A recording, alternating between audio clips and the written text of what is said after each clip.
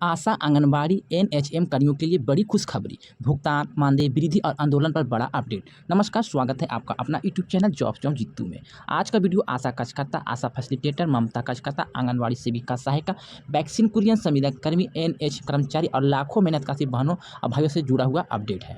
आज की खबर सिर्फ अपडेट नहीं, बल्कि उन लोगों की कहानी जो गाँव-गाँव, घर-घर जाकर लोगों को सेवा करते हैं, लेकिन बदले में समय पर मानदेय तक नहीं मिल पा रहे हैं। वीडियो को शुरू से लेकर अंत तक देखिएगा, क्योंकि आज हम बात करेंगे आशा कार्यकर्ताओं की मौत के बाद उठे सवाल, लंबित भुगतान और मानदेय वृद्धि की मांग, आंगनबाड़ी विभाग में भ्रष्टाचार के गंभीर आरोप की, एनएचएम संविदा कर्मियों के आंदोलन की और आने वाले विधानसभा सत्र में उठने वाली बड़ी मांग की। दोस्तों, सबसे पहले बात करते हैं पटना के नौबतपुर की, जहां आशा कार्यकर्ता नीरू देवी की बीमारी के कारण निधन हो गई। यह खबर सिर्फ एक व्यक्ति की मृत्यु की खबर नहीं है, बल्कि उस स्वास्थ्य व्यवस्था पर सवाल भी खड़ी करती है, जिसमें वर्षों तक सेवा देने वाली बहनों को पर्याप्त सुरक्षा, आर्थिक सहयोग नहीं मिल पाता है। नौबतपुर पीएचसी श्रद्धांजलि सभा आयोजित की गई। सभी स्वास्थ्य कर्मियों ने उन्हें श्रद्धांजलि अर्पित की, लेकिन इसी दौरान एक बड़ा मुद्दा भी सामने आया, जो कि लंबित भुगतान का। साथियों, सवाल यह है कि अगर एक आशा कार्यकर्ता दिन रात लोगों की सेवा करती है, टीकाकरण अभियान चलाती है, गर्भवती महिलाओं को देखभाल करती है, सरकारी योजनाओं को घर घर तक पहुंचाती है, तो क्या उसे समय पर उसका मेहनताना नहीं मिलना चाहिए? क्या यह न्याय है?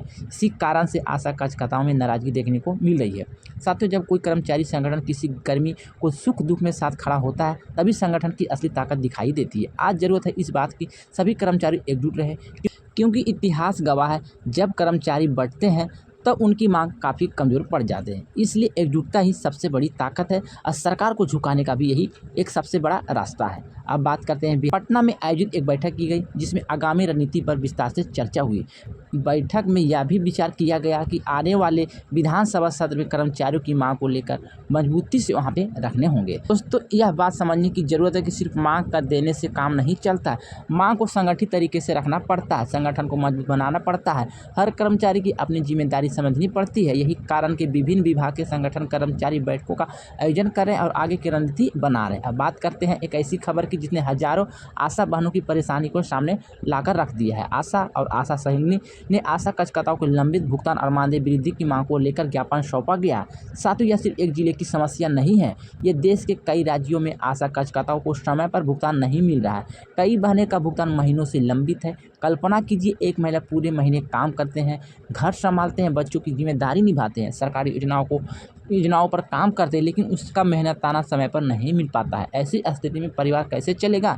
इसीलिए कार्यकर्ताओं ने मांग की है कि नियमित भुगतान हो, मानदेय में वृद्धि हो, कार्य के अनुरूप सुविधा मिले, सम्मानजनक सेवा शर्तें हो। और साथियों, यह मांग पूरी तरह से जायज दिखाई देती है, क्योंकि आज महंगाई लगातार बढ़ती जा रही है, घरेलू खर्च लगातार बढ़ते जा रहे हैं, बच्चों की पढ़ाई भी बढ़ती जा रही है, और लेकिन कर्मचारी का मानदेय वर्षों से लगभग वहीं रुका हुआ है। अब बात करते हैं सबसे चौंकाने वाली खबर की, जिसमें आंगनबाड़ी विभाग के कथित भ्रष्टाचार का भी आरोप सामने आया है। रिपोर्ट के अनुसार कुछ कार्यकर्ताओं ने आरोप लगाया है कि पदोन्नति, मानदेय और बिल पास करने के नाम पर पैसे की मांग की गई है। कुछ महिलाओं ने शपथ पत्र देकर शिकायत भी की है। किसी ने कहा कि फोन के माध्यम से पैसा देना पड़ रहा है, किसी ने कहा मानदेय जारी करने के लिए पैसे की मांग की जाती है, लेकिन किसी ने दावा ये भी किया कि प्रमोशन के लिए पैसे भी मांगते हैं।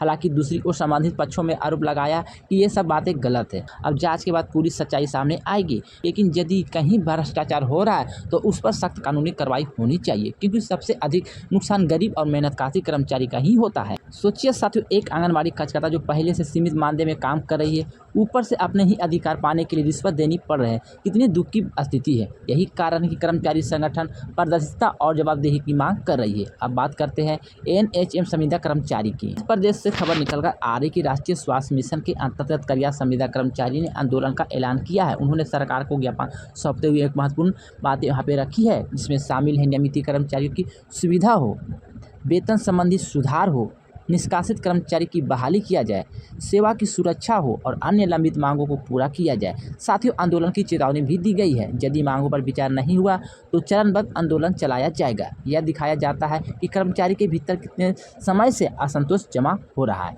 दोस्तों, सबसे बड़ा सवाल है, क्या आने वाले समय में आशा, आंगनबाड़ी, एनएचएम और संविदा कर्मचारी के लिए कोई बड़ी घोषणा हो सकती है? इसका जवाब आने वाले विधानसभा सत्र और सरकार के फैसले में छिपा हुआ है।